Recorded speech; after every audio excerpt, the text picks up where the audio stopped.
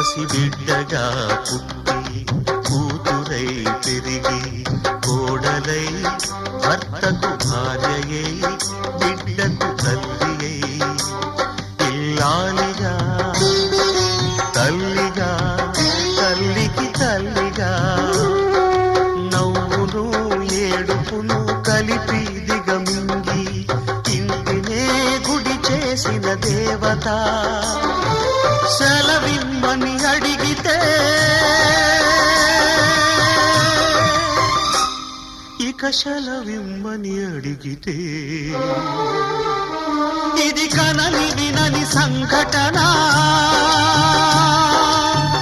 అపూర్వ సంఘటన ఇది ఎవ్వరు ఎవ్వరికి ఇవ్వని వీడుకోలు ఇవి ఎక్కడ